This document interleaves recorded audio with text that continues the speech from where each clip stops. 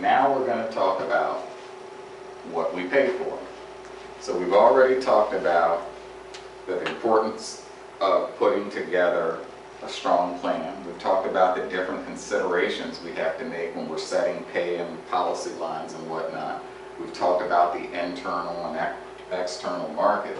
Now we got to talk specifically nuts and bolts about what it is we're going to pay for. And the three areas we're going to look at are, in some cases you pay for the job, in some cases we pay for the person, and then in other cases we pay for the actual job output. It's all about compensable factors, okay? And these compensable factors don't need to be a mystery. In fact, they should be shared openly with all of your employees, because that's how they're motivated. That's how they're empowered. They know that their career is in their hands. So, if we're paying for the job, first thing we got to look at is, okay, what aspects of the job are we paying for? Are we paying for a person that has additional knowledge in the activity of the job? Are we paying for a job that a person has different contact with others? Or is a person an individual contributor that gets to work at home? Different levels. We determine whether the person is now supervising or not. We determine whether the working conditions change. So what's a big working condition that we even have here? Nighttime. Nobody wants to work at nighttime. So we've heard of things like shift differential, right? Because of the working conditions. Nobody wants to be there. Extreme examples are people like the coal miners. And so they make a lot of money, but they're putting their lives in danger working in those shafts. And then finally, the level of responsibility. So the reason why that's important is because employees will inevitably come to you and say, hey, employee XYZ has gone on vacation and then they quit, and now I'm doing all of her work. I should get a raise, right? Maybe, maybe not. It depends on what compensable factors you've identified in terms of that job. So if the person does not require additional job knowledge to do their co-workers' work, if it doesn't require them to supervise anybody or work a worse shift or have additional responsibility, based on your compensable factors, should that person get a raise? Right, probably not. They're just busy. Being busy doesn't mean you get a raise if that's not what you're paying for. So you have to determine, if you're paying for the job, what those compensable factors are and communicate them to people. So an extreme example of this would say, okay, a person with a PhD walks into Home Depot and applies for a job as a cashier. And they want to argue and say, well, I'm a PhD, I should make X amount of money. And Home Depot is going to say, no, we pay our cashiers $10 an hour. Whether you have a PhD or whether you have a high school diploma, you're going to make $10 an hour. That's paying for the job, okay? Once you've determined what compensable factors align with each job, then you group them into salary ranges, okay? So that's where your salary ranges come in. Moving along. Next, we talk about, well, we might decide we're going to pay for the person. So that's a little different.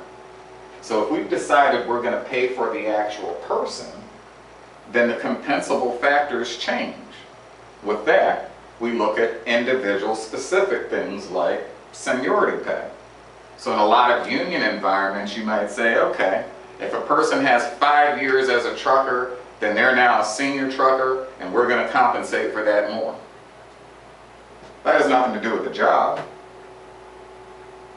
but it has to do with the person. Next is education. Certain jobs require you to have certain education levels. And certain jobs actually require you to gain additional education. So for example, teachers.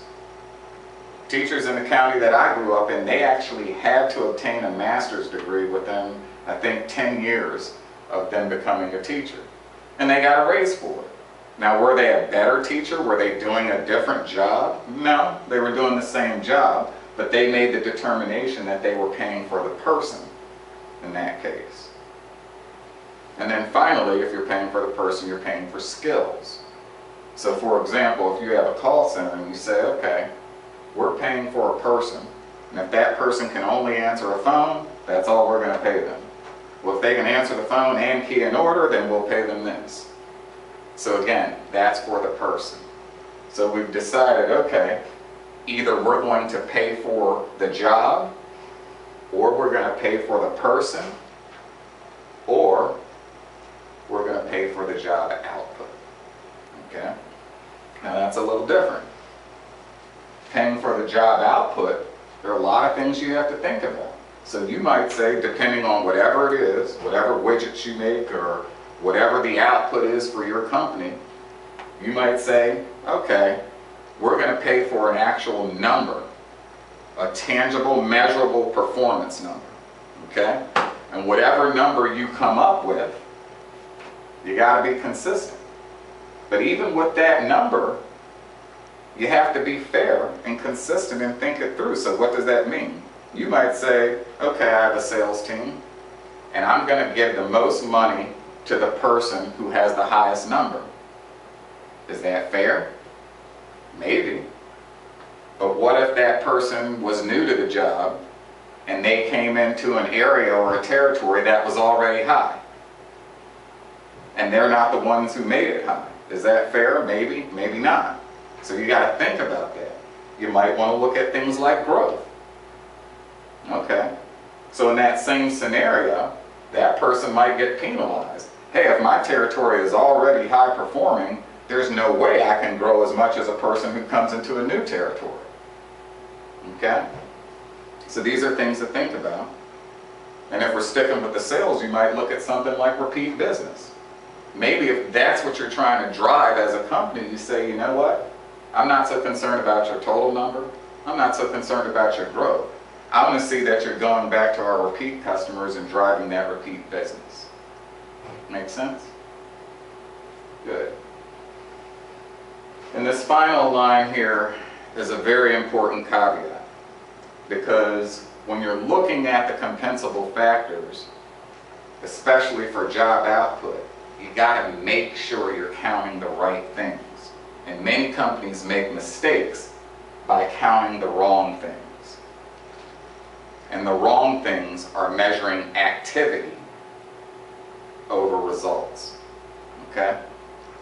And typically, results are the things that you're going to get paid for as a company. Okay? So you don't want to incentivize, say, a call center for making calls, because that's what they'll do. They'll make calls. But you don't get paid as a company for making calls. You might get paid as a company for creating orders or subscriptions or whatever it might be. So that's what you would pay for, not the activity.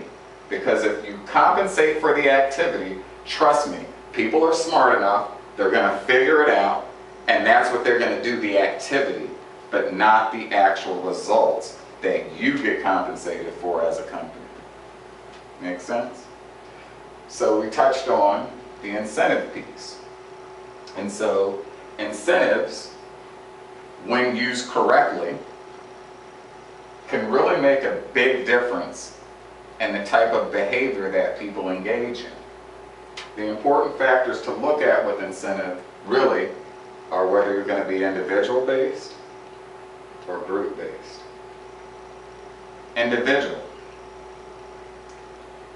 Typically, the great thing about individual plans is you can really use that to differentiate. So we talked about that earlier when we were talking about pay decisions.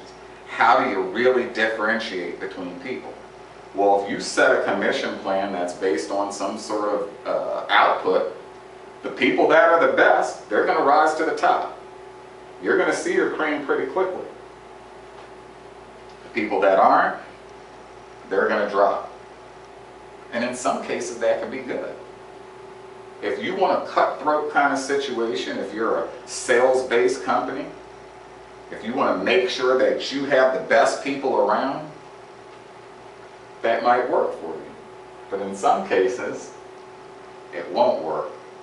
Because if people are going at each other's throats, how much teamwork are you going to get? Not a lot.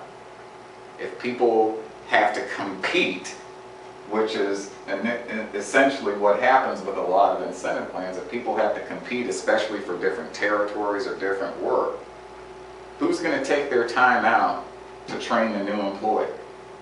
I'm not going to take time out to train the new employee because I have orders I need to get to, and my pay is based on that. Why should I take any time to train somebody new or to help somebody out or work with somebody on something? You see the difference there? So these are all important things. And one isn't better than the other, but it's something to consider. So a lot of companies will say, yeah, let's get a nice commission plan and this and that, and then they wonder why their corporate culture just goes down the tubes. It's because you drove that, okay? You drove that. So we want to think in some cases about these group-based incentive plans. Now the thing about group-based incentive plans is they take a little more work. They just do, because you want to sit down and think about, yes, we do want to incentivize individual performance. We do want to push people and motivate them in a certain way. But if we recognize that there is value to people working together, then your incentive plan should reflect that, okay? So, your incentive plan should be thinking about what sort of things can we pull together to get people to work together. So we've seen incentive plans with a sales team that says, okay, the new person that comes on board, the existing person gets a cut of their commission for the first 3 or 6 months. So what does that do? That gives that existing sales team member the incentive to help train that person, get them up to speed, show them the ropes, because we're showing them the money, right? So again, you want to think about what could be a collective metric. And more importantly, especially if you're looking at these group incentives, is you want to be open with them. Share the results. Use it as a team building opportunity to tell people, hey, this is how we're doing. This is good. You want to talk about the payout plan? It should be equal. If it's not equal, if there's a performance weight to it, then you need to explain all this. Okay? All right, keep rolling.